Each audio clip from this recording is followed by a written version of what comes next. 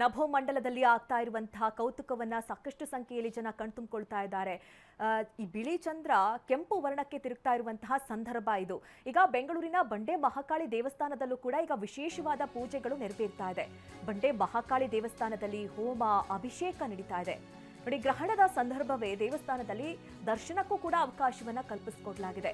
ಮಧ್ಯಾಹ್ನ 3 ಗಂಟೆಯಿಂದ ಸಂಜೆ 6 ಗಂಟೆಯವರೆಗೆ ಚಂದ್ರಶಾಂತಿ ಹೋಮ ನೆರವೇರ್ತಾ ಇದೆ. ಸಂಜೆ 6ರವರೆಗೆ ಚಂದ್ರಶಾಂತಿ ಹೋಮ ನೆರವೇರಿದ ನಂತರದಲ್ಲಿ ಕೇತು ಶಾಂತಿ ಹೋಮ ನೆರವೇರಿಸಲಾಗುತ್ತೆ. ಅದಾದ ನಂತರದಲ್ಲಿ ರಾತ್ರಿ 9 ಗಂಟೆಯವರೆಗೂ ಕೂಡ ಬಂಡೆ ಮಹಾಕಾಳಿ ದೇಗುಲ ಓಪನ್ ಆಗಿರುತ್ತೆ ಅನ್ನೋದು ಗೊತ್ತಾಗ್ತಾ ಇದೆ. ನೋಡಿ, ಬಂಡೆ ಮಹಾಕಾಳಿ ದೇವಸ್ಥಾನ ತುಂಬಾ ವಿಶೇಷವಾಗಿ ಕಂಡು ಬರ್ತಾ ಇದೆ ಈ ಸಂದರ್ಭ. ಯಾಕಂದ್ರೆ ಹಲವು ದೇವಸ್ಥಾನಗಳಲ್ಲಿ ಈಗ ಸಂಪೂರ್ಣವಾಗಿ ಬಾಗಿಲು ಕ್ಲೋಸ್ ಆಗಿದೆ. ಆದರೆ ಬಂಡೆ ಮಹಾಕಾಳಿ ದೇವಸ್ಥಾನದಲ್ಲಿ ಮಾತ್ರ ರಾತ್ರಿ 9 ಗಂಟೆಯವರೆಗೂ ಅವಕಾಶವನ್ನ ಕಲ್ಪಿಸಿಕೊಡಲಾಗಿದೆ. ಇನ್ನು ಈ ಎಲ್ಲದರ ಬಗ್ಗೆ ಹೆಚ್ಚಿನ ಡೀಟೇಲ್ಸ್ ಅನ್ನ ನೀಡ್ತಾರೆ ಬಂಡೆ ಮಹಾಕಾಳಿ ದೇವಸ್ಥಾನದ ಮುಂಭಾಗದಿಂದ ನಮ್ಮ ಪ್ರತಿನಿಧಿ ಕಿರಣ್ ಸೂರ್ಯ ನೇರ ಸಂಪರ್ಕದಲ್ಲಿ ನಮ್ಮನ್ನ ಜಾಯ್ನ್ ಆಗ್ತಾ ಇದ್ದಾರೆ. ಹಾಗೆ ಮೈಸೂರಿನ ಪರಿಸ್ಥಿತಿ ಕುರಿತಂತೆಯೂ ಅಲ್ಲಿನ ಅಪ್ಡೇಟ್ಸ್ ಅನ್ನ ಕೊಡಕ್ಕೆ ನಮ್ಮ ಪ್ರತಿನಿಧಿ ರಾಮ್ ಕೂಡ ನೇರ ಸಂಪರ್ಕದಲ್ಲಿ ಜಾಯ್ನ್ ಆಗ್ತಾ ಇದ್ದಾರೆ. ಮೊದಲನೇದಾಗಿ ಬಂಡೆ ಮಹಾಕಾಳಿ ದೇವಸ್ಥಾನದ ಡೀಟೇಲ್ಸ್ ಅನ್ನ ನೋಡೋಣ. ಕಿರಣ್ ಸೂರ್ಯ, ಬಂಡೆ ಮಹಾಕಾಳಿ ದೇವಸ್ಥಾನ ಇವತ್ತು ತುಂಬಾ ವಿಶೇಷವಾಗಿ ಕಂಡು ಬರ್ತಾ ಇದೆ. ಯಾಕೆಂದ್ರೆ ಇವತ್ತು ಅಲ್ಲಿ ಬಾಗಿಲು ಓಪನ್ ಆಗಿದೆ, ಜೊತೆಗೆ ಪೂಜೆ ಪುನಸ್ಕಾರಗಳು ನೆರವೇರ್ತಾ ಇದೆ, ಜೊತೆಗೆ ಶಾಂತಿ ಹೋಮಗಳು ಮತ್ತೆ ಭಕ್ತರಿಗೂ ಕೂಡ ಅಲ್ಲಿ ಅವಕಾಶವನ್ನ ಕಲ್ಪಿಸಿಕೊಟ್ಟಿರೋದು. ಸದ್ಯ ಯಾವ ರೀತಿ ಪೂಜೆ ಪುನಸ್ಕಾರಗಳು ನೆರವೇರ್ತಾ ಇದೆ ಕಿರಣ್ ಸೂರ್ಯ? ವರ್ಷದ ಮೊದಲ ಚಂದ್ರಗ್ರಹಣದ ಹಿನ್ನೆಲೆಯಲ್ಲಿ ಈಗಾಗಲೇ ಕೂಡ ರಾಜಧಾನಿ ಬೆಂಗಳೂರಿನ ಸಾಕಷ್ಟು ದೇವಾಲಯಗಳನ್ನ ಕ್ಲೋಸ್ ಮಾಡಲಾಗಿರುವಂಥದ್ದು. ದೇವರಿಗೆ ದರ್ಬಾ ಬಂಧನದ ಮೂಲಕವಾಗಿ ಗ್ರಹಣದ ಎಫೆಕ್ಟ್ ತಟ್ಟಬಾರದು ಅನ್ನುವಂಥ ಒಂದು ಪೂಜಾ ಕೈಂಕರ್ಯಗಳನ್ನು ಕೂಡ ಈಗಾಗಲೇ ಆರಂಭ ಮಾಡಿರುವಂಥದ್ದು. ಇದು ಒಂದು ಕಡೆ ಆದರೆ, ಎರಡನೇದು ರಾಜಧಾನಿ ಬೆಂಗಳೂರಿನ ಬಂಡೆ ಮಹಾಕಾಳಿ ದೇವಾಲಯದಲ್ಲಿ ಯಾವುದೇ ತರವಾದಂತಹ ದೇವಾಲಯವನ್ನ ಕ್ಲೋಸ್ ಮಾಡಿಲ್ಲ, ಭಕ್ತರಿಗೆ ದರ್ಶನವನ್ನ ಕಲ್ಪಿಸಿರುವಂಥದ್ದು. ಸದ್ಯ ನಾನೀಗ ದೇವಾಲಯದ ಒಳಭಾಗದಲ್ಲಿದ್ದೀನಿ, ನಾನು ಕೂಡ ದೃಶ್ಯಗಳಲ್ಲಿ ತೋರಿಸ್ತಾ ಇದ್ದೀನಿ. ಬೆಳಗ್ಗಿನಿಂದಲೇ ಅಂದ್ರೆ 6 ಗಂಟೆಯಿಂದಲೇ ದೇವಾಲಯಕ್ಕೆ ಬರುವಂತಹ ಭಕ್ತರಿಗೆ ದರ್ಶನಕ್ಕೆ ಒಂದು ಅವಕಾಶವನ್ನು ಕೂಡ ಕಲ್ಪಿಸಿರುವಂಥದ್ದು ಒಂದು.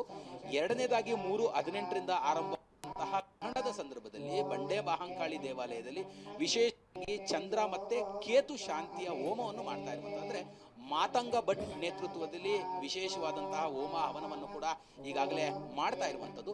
ಸಂಜೆ 6:48ರವರೆಗೂ ಕೂಡ ಈ ಒಂದು ಹೋಮ ಹವನಗಳು ಎಲ್ಲವೂ ಕೂಡ ನಡೆಯುತ್ತೆ.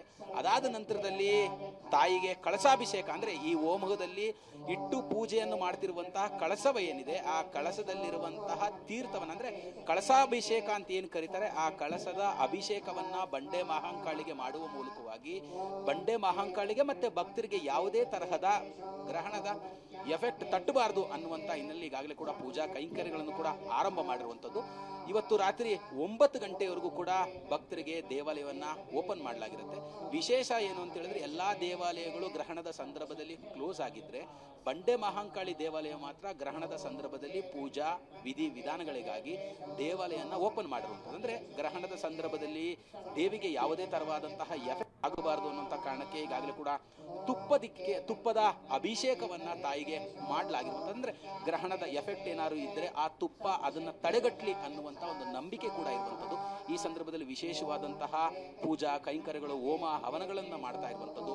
ಸಾಕಷ್ಟು ಭಕ್ತರು ಕೂಡ ಈ ಒಂದು ಪೂಜೆ ಪುನಸ್ಕಾರದಲ್ಲಿ ಭಾಗಿಯಾಗಿದ್ದಾರೆ. ಈ ಒಂದು ಪೂಜೆ ಮುಗಿದ ನಂತರದಲ್ಲಿ ತೀರ್ಥ ಸ್ನಾನ, ಅಂದ್ರೆ ಭಕ್ತರಿಗೂ ಕೂಡ ಬಂಡೆ ಮಹಾಕಾಳಿ ದೇವಾಲಯದಲ್ಲಿ ತೀರ್ಥ ಸ್ನಾನವನ್ನು ಮಾಡುತ್ತಾರೆ. ಅಂದ್ರೆ ತಾಯಿಗೆ ಪ್ರೋಕ್ಷಣೆ ಮಾಡುವಂತಹ ತೀರ್ಥ ಏನಿದೆ, ಆ ತೀರ್ಥದಲ್ಲಿ ಭಕ್ತರಿಗೂ ಕೂಡ ಪ್ರೋಕ್ಷಣೆಯನ್ನು ಮಾಡುವಂಥದ್ದು. ಹಾಗಾಗಿ ತುಂಬಾ ದೊಡ್ಡ ಮಟ್ಟದಲ್ಲಿ, ದೊಡ್ಡ ಸಂಖ್ಯೆಯಲ್ಲಿ ಭಕ್ತರು ಕೂಡ ಬಂಡೆ ಮಹಾಕಾಳಿ ದೇವಾಲಯದತ್ತ ಆಗಮಿಸ್ತಾ ಇರುವಂಥದ್ದು.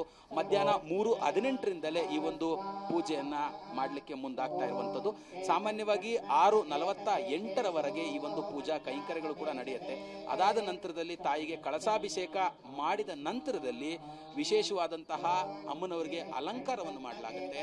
9 ಗಂಟೆಯವರೆಗೂ ಕೂಡ ಭಕ್ತರಿಗೆ ದರ್ಶನದ ವ್ಯವಸ್ಥೆಯನ್ನು ಕೂಡ ಈಗಾಗಲೇ ಕಲ್ಪಿಸಲಾಗಿರುವಂಥದ್ದು. ಕಿರಣ್ ಸೂರ್ಯ ಹಾಗೆ ಸಂಪರ್ಕದಲ್ಲಿರಿ.